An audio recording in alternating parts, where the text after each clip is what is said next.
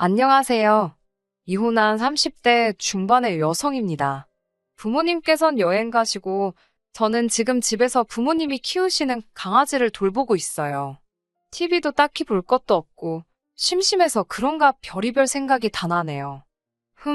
제가 어쩌다 이혼했는지 이야기해드리겠습니다. 전 남편이지만 편의상 남편이라고 부르겠습니다. 남편과는 지인의 소개로 만났습니다. 당시 제 나이가 33이었고 남편은 34이었는데 지인이 보기에는 둘이 나이도 비슷하고 잘 어울릴 것 같았던 모양이에요. 솔직히 낯을 많이 가리는 제 성격상 소개팅은 어색해서 내키지 않았는데 지인이 술 한잔 마시면서 보면 괜찮지 않겠냐며 굳이 자리까지 만들어주더라고요. 판을 깔아주는데 안 논다고 하는 것도 예의가 아닌 것 같아서 나간 자리였습니다. 남편과는 대화도 잘 통하고 여러모로 코드가 잘 맞았어요. 잘 되면 결혼하고 안 되면 술 친구나 하자며 농담을 나눌 정도로 금세 가까워졌습니다. 소개받고 얼마 지나지 않아 연인 사이가 되었고 연애 6개월 만에 결혼 약속을 했을 만큼 관계가 급속도로 진전되었지요. 그런 남편과 이혼을 결심하게 된 건 어머님 때문입니다. 물론 남편이 어떻게든 제 편을 들어줬다면 이혼까지는 생각하지 않았을 수도 있지요. 하지만 남편은 오히려 저를 속물로 몰아가면서 저만 이상한 사람으로 만들더라고요. 그런 남편의 행태를 보면서 이 인간은 믿고 살 위인이 못 된다는 걸 알아챘네요. 어머님 때문에 마음 상했던 일을 늘어놓자면 3일 밤을 꼬박 새도 부족합니다. 그러니 제가 결정적으로 어머님과 남편에게 정이 다 떨어지게 된 사건만 말씀드려 볼게요. 결혼식을 올리고 신혼여행을 다녀오자마자 저를 기다리고 있던 건 아버님의 생신이었습니다. 정작 아버님께서는 모처럼 오리고기나 먹으러 가자고 하셨는데 어머님이 되려 유난이시더라고요. 말씀하시기를 아버님께서 며느리가 차린 생일상을 받고 싶으시면서도 저를 배려해 주시느라 말씀을 못 하시는 눈치랍니다. 그러면서 저더러 센스껏 준비해보라고 하시는 거예요. 눈치 없는 남편은 그 옆에서 진짜 좋은 생각이라며 어머님의 말씀에 힘을 보태고 있었고요. 걱정이 태산이었습니다. 부끄러운 이야기지만 저는 요리를 잘하지 못해요. 해볼 기회가 많이 없었거든요. 남편과 마찬가지로 저 역시 자취나 유학 경험 없이 결혼 직전까지 친정부모님과 함께 살았습니다.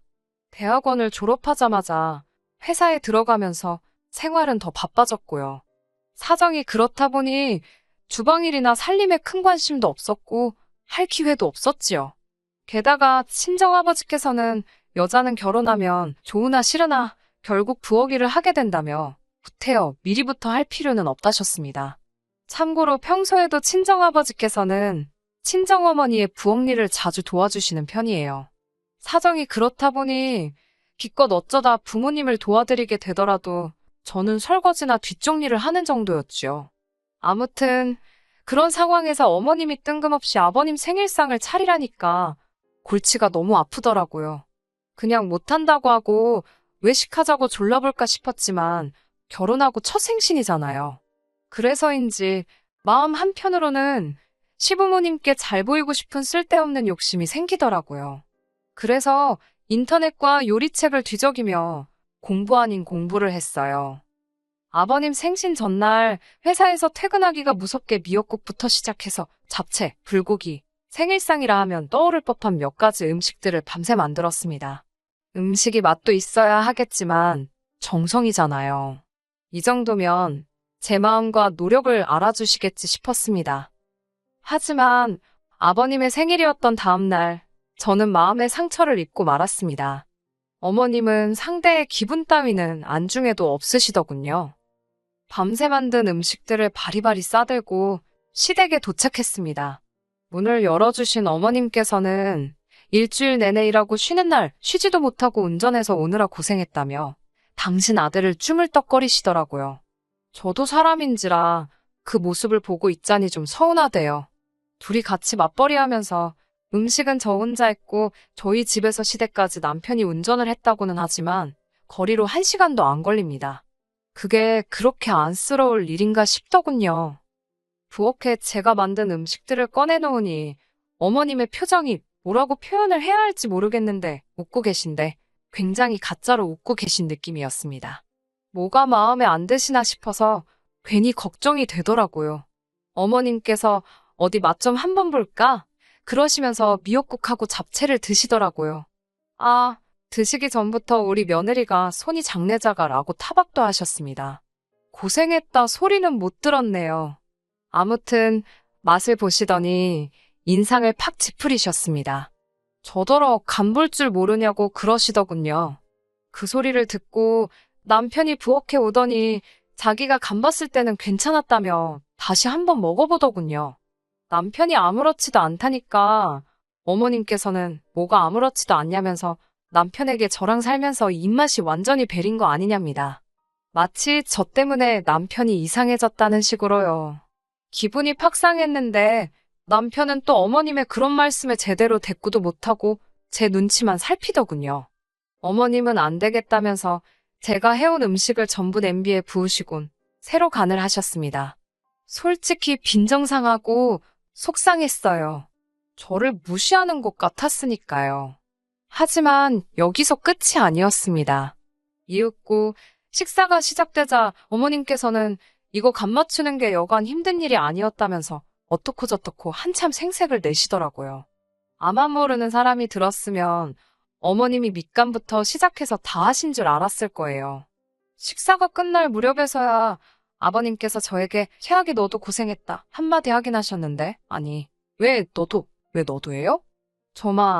저 혼자서만 다 만든 건데 이건 뭐 칭찬을 들은 것 같지도 않고 기분만 나쁘더군요. 음식 맛은 어땠냐고요? 당연히 별로였지요.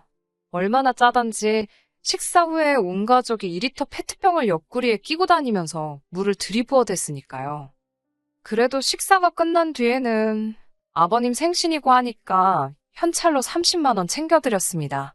친정 부모님께도 늘 30만 원에서 50만 원 정도는 챙겨드렸기에 그 돈이 그때는 아깝지 않았어요. 그렇게 아버님의 생신이 지나가고 얼마 지나지 않아 제 생일이 돌아왔습니다.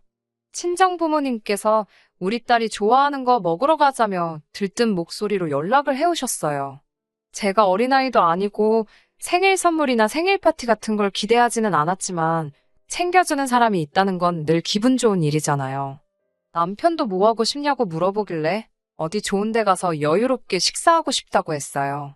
그도 그럴 것이 남편이나 저나 워낙 회사 일로 바쁘다 보니까 모처럼 외식 한 번을 해도 멀리 가지도 못하고 집 근처에서 대충 해결하거나 배달을 시키기 일쑤였거든요. 하지만 생일 당일까지도 시부모님께서는 아무 말씀이 없으시더라고요. 실망을 했냐고 물으신다면 아주 약간이요. 왜냐면 제가 아버님 생일 때 열심히 했다는 걸 말로는 알아주지 않으셨어도 속으론 아시겠지라고 막연히 믿었거든요. 그런데 정말 별 생각이 없으셨던 모양인지 며느리 생일 축하한다는 짧은 문자 한 통조차 안 주시더라고요. 그래서 좀 서운했지요. 그래도 큰 의미를 두지는 않으려고 했습니다. 제 생일은 평일이었기에 평소처럼 출근을 했고 직장 동료들로부터 많은 축하도 받았습니다. 저희 회사는 생일인 사람은 집에 일찍 퇴근할 수 있는 제도가 있어서 평소보다 회사를 일찍 빠져나왔는데 어머님께서 연락을 해오셨어요. 집에 잠깐 들리라고요. 줄 것이 있다고 하시더군요. 설마 하는 생각과 동시에 기분이 좋아지더라고요. 어머님이 의외에 면이 있으시네라며 혼자 룰루랄라 들떠서 시댁에 갔네요. 하지만 하마터면 제 꼴만 우스워질 뻔했지 뭐예요. 어머님께서는 포장된 인절미가 30개 들은 떡 한 박스를 꺼내놓으시고는 집에 가져가랍니다. 남편이 좋아하는 떡이라면서요. 허탈하고 서럽고 그래서 제가 어머님께 저 오늘 생일이라고 말씀드렸어요. 그러자 어머님께선 놀라지도 않으시고 그래서 뭐 너 선물이라도 달라고? 그러시는 거예요. 오히려 그렇게 물어보시니 마치 제가 이상한 사람이라도 된 것 같더군요. 그런 건 아니지만 하고 말을 이어나가려는데 어머님께서 잠깐만 기다리랍니다. 그러더니 냉장고 냉동실에서 꽝꽝 얼어있는 조기를 2마리 주시면서 이거라도 가져가서 튀겨 먹으라셨어요. 애끼고 애끼던 건데 저 주는 거라면서 생일 선물이라 하시대요. 얼어빠진 조기 2마리를 선물이랍시고 받아들고 집에 오는 제 기분은 참담함 그 자체였습니다. 조기 2마리도 충격적이었지만 아무렇지 않게 마치 이거라도 먹고 떨어지라는 식의 어머님의 태도는 정말이지 날 가족으로 생각하긴 하는 건가 싶더라고요. 집으로 돌아와 식탁 위에 떡상자와 조기 2마리를 내깔려뒀습니다. 올려둔 게 아니고 내깔려둔 게 맞아요. 마음 같아선 쓰레기통에 처박아버리고 싶었는데 남편한테 어머님이 이런 사람이란 걸 보여주려고 어쩔 수 없이 식탁 위에 던져둔 거니까요. 이윽고 퇴근해 집으로 돌아온 남편이 조기를 보더니 이게 뭐냐입니다. 어머님이 내 생일 선물이라고 주셨다니까 남편이 황당하다는 듯 저와 조기를 번갈아 쳐다보고는 한숨을 내쉬고는 미안하답니다. 어머님이 제 생일인 걸 기억 못하시곤 티내면 미안하다고 하셔야 하니까 그게 싫어서 이러신 것 같다는 말 같지도 않은 해명을 떠벌리는 남편 입을 보고 있자니 어디서 박스 테이프라도 가져다 딱 붙여놓고 싶더라고요. 남편이 조기는 자기가 맛있게 튀겨준다고 하길래 조기로 두들겨 맞기 싫으면 갖다 음식물 쓰레기에 버리라고 했습니다. 남편은 그래도 어머님이 주신 건데 좀 서운하단 식으로 말을 꺼내길래 그러면 뒀다가 너나 처먹으라고 했네요. 남편도 그제서야 미안하다고 했지만 제 마음이 쉽게 풀어지진 않았지요. 차마 친정에다가 시부모님이 조기 2마리 주셨다는 소리는 안 나와서 그냥 저녁같이 먹었다고 대충 둘러댔고요. 그러다 올해 초 어머님의 생신이었습니다. 결혼한 지 1년이 안 되었으니 처음 맞이하는 어머님의 생신이기도 했고요. 어머님은 당신이 저에게 해주신 건 완전히 잊으셨는지 또다시 며느리 생일상 타령을 하셨습니다. 기가 차고 어이가 없더라고요. 제가 어머님께 요즘 회사 일로 바빠서 그렇게는 못 해드릴 것 같다고 말씀드렸지요. 그러자 어머님께서는 무조건 안 된다고 하지 말고 방법을 찾으려고 해야지 저더러 노력도 안 해보고 성의가 없다며 싫은 소리를 하시더군요. 하지만 저도 제 생일 때 남은 감정이 있었기에 지난번 아버님 생신 때처럼 유난 떨기가 싫더라고요. 그래서 남편에게 어머님 생신상은 당신이 챙기라 하니 남자가 그런 걸 어떻게 하냐입니다. 그놈의 남자가 타령은 지겹지도 않냐고 당신이 공부하고 사회생활하는 동안 나도 똑같이 공부하고 사회생활했는데 나는 뭐 생신상 차리기가 쉬운 줄 아냐고 쏴붙였습니다. 남편이라고 하나 있는 게 지 엄마 생신상 좀 차리라니까 요리조리 내뺄 궁리나 하고 이런 건 초장에 잡아야지 싶더군요. 그래서 알겠다 하고 어머님 생신 하루 전날 미역국만 끓였습니다. 그리고는 조기 4마리를 챙겨서 시댁으로 향했네요. 시댁에 도착하니 어머님이 하신다는 말씀이 어째 오늘은 단촐 안에 그러시는 거예요.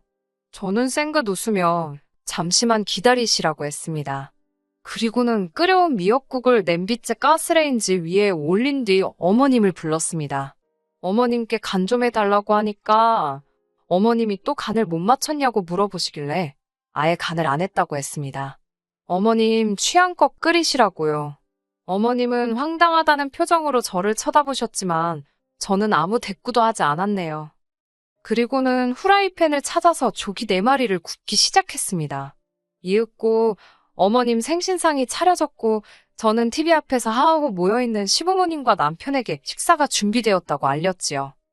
세 사람은 식탁에 앉아서 어이없다는 듯 저를 바라봤어요. 이게 다냐는 어머님의 말씀에 그렇다고 했습니다.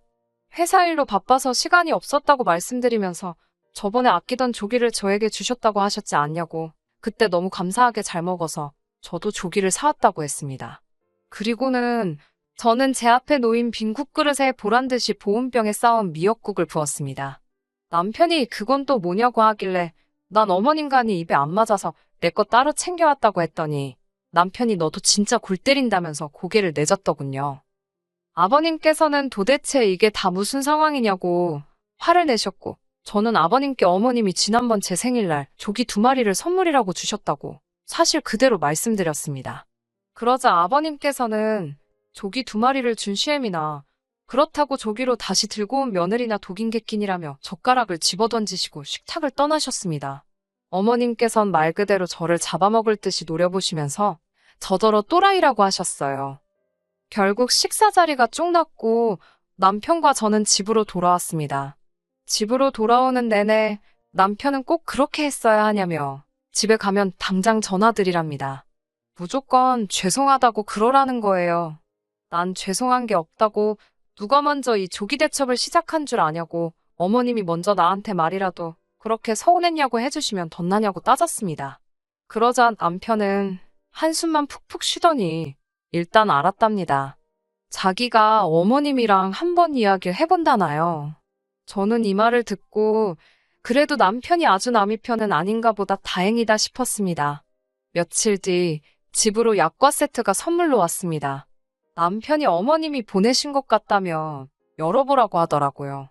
안에는 곱게 포장된 약과가 담겨 있었습니다. 이걸 왜 보내신 거냐 하니까 어머님이 사과의 뜻으로 보내신 거 아니겠냐며 이런 시어머니가 어딨냐고 남편이 기세가 등등해졌더군요.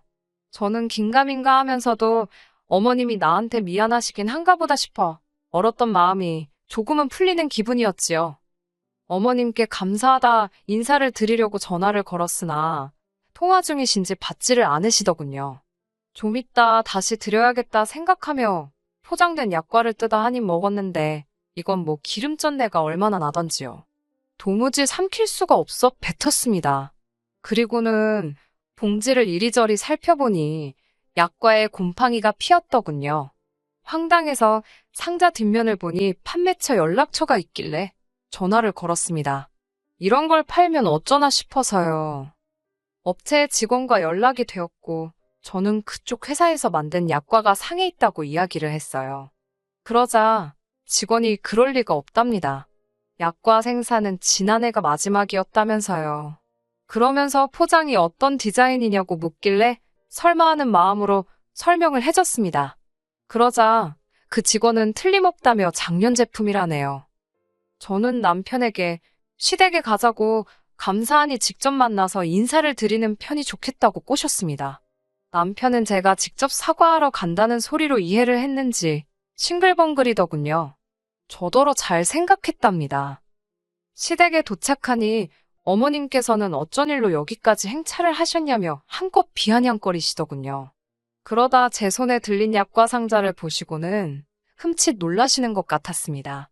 어머님께 맛이 너무 좋던데 어머님은 드셨냐며 하나 드셔보시라고 어머님 얼굴에 들이밀었습니다. 이게 뭐하는 짓이냐며 어머님이 제 손을 치셨고 약과는 그대로 굴러 떨어졌지요. 어머님께 어떻게 썩은 걸 주실 수 있냐고 따지니 어머님이 누가 썩었다고 그러냐고 되려 큰 소리를 치시더군요.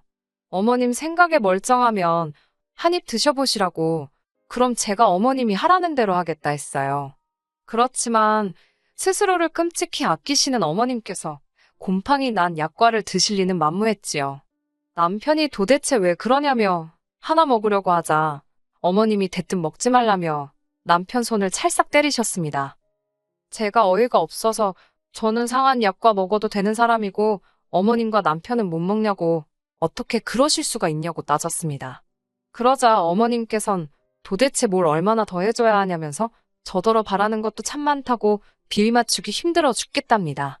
며느리 눈치 보고 사는 시애미는 이 지구상에 당신밖에 없을 거라나요. 남편도 대뜸 제게 어머님이 어쨌든 먼저 사과의 손길을 내미셨으면 저도 좀 알고도 모르는 척 저드릴 줄도 알아야지. 그걸 하나하나 다 따지면 불편해서 어떻게 가족으로 지내겠냐네요. 곧 죽어도 당신 잘못은 인정 안 하는 시어머니와 그런 시어머니를 어떻게든 감싸고 돌고 저만 바보천치 취급하는 남의 편을 보고 있으니 이놈의 거지 같은 집구석에 내가 뭐 한다고 붙어있나 싶더라고요. 피는 못 속인다고 어머님이 저 모양인데 아들놈이라고 다르겠어요? 홧김에 남은 약과가 들어있던 상자를 쓰레기통 쪽으로 집어 던졌는데 그게 어쩌다 중간에 서 있던 남편 발등으로 떨어졌습니다. 쓸데없이 포장은 또 고급스럽게 나무 합판으로 만들어진 상자로 되어 있었거든요. 남편이 자기 발을 부여잡고는 자기 죽는다고 소리를 질러대더군요. 어머님께서는 저더러 일부러 그랬냐며 당장이라도 제 머리채를 잡을 기세였지만 어머님보단 그래도 젊은 제가 피하는 게 빨랐지요. 어머님은 비로도 공당 같은 치마를 입고 계셨는데 그 치마에 당신 발이 걸려 넘어지셨고요. 상상이 되실지 모르겠지만 아수라장이 따로 없었습니다. 저는 그 길로 냅다 튀었고요. 집으로 돌아오고 얼마 지나지 않아 남편이 씩씩거리며 들어왔습니다. 저는 그런 남편에게 우린 이혼밖에 답이 없는 것 같다고 하니까 남편도 자기도 저랑 못 살겠다며 갈라서 잡니다. 그렇게 순식간에 이혼이 진행되었지요. 그제서야 어머님께서는 당신이 너무 유치하게 굴었다며 그래도 당신 아들이 4대 독자인데 이혼은 안 된다며 저를 잡으셨습니다. 시할머님이 아시면 저나 어머님이나 무사하지 못할 거라면서요. 어머님 사정이야 제 할 바 아니고 시할머니께서 저에게 뭘 어떻게 하시겠어요? 이혼하면 전 이직 구석하고 완전 남인데요, 뭐. 결혼 생활 기간이 짧아 위자료 같은 건 따로 없었고 그냥 깔끔하게 갈라섰습니다. 꼴랑 1년도 못 살고 이혼녀 딱지를 달게 된 게 억울했지만 지금까지도 최선의 선택을 내렸다고 생각합니다. 남편을 소개해줬던 지인에게는 그동안 있었던 일을 지금 제가 사연을 적은 것보다 더 상세하게 말해주었거든요. 지인은 저에게 정말 미안하다면서 아주 제 남편을 매장을 시켜야 하는 거 아니냐고 저보다 더 분개해 주었습니다. 그리고 저는 생각도 못했던 일인데 남편과 지인이 동시에 아는 사람들에게 다 소문을 냈더라고요. 조기 대처부터 상한약과 이야기까지 전부 다요. 덕분에 남편은 회사에서 사람 대접도 못 받는다더니 얼마 버티지 못하고 제 발로 나왔다대요. 이후로 소식을 들은 사람은 없고요. 인과응보지요, 뭐. 그때부터 지금까지 저는 연애고 결혼이고 아무런 생각도 없고요. 관심도 없습니다. 어떻게든 되겠지요, 뭐. 아, 그리고 조기랑 약과는 이제 보기만 해도 치가 떨립니다. 우액. 끝까지 들어주셔서 감사합니다. 오늘의 사연은 여기까지입니다. 구독과 좋아요, 알람 설정 부탁드리고 더 좋은 사연으로 다시 찾아뵙겠습니다. 감사합니다.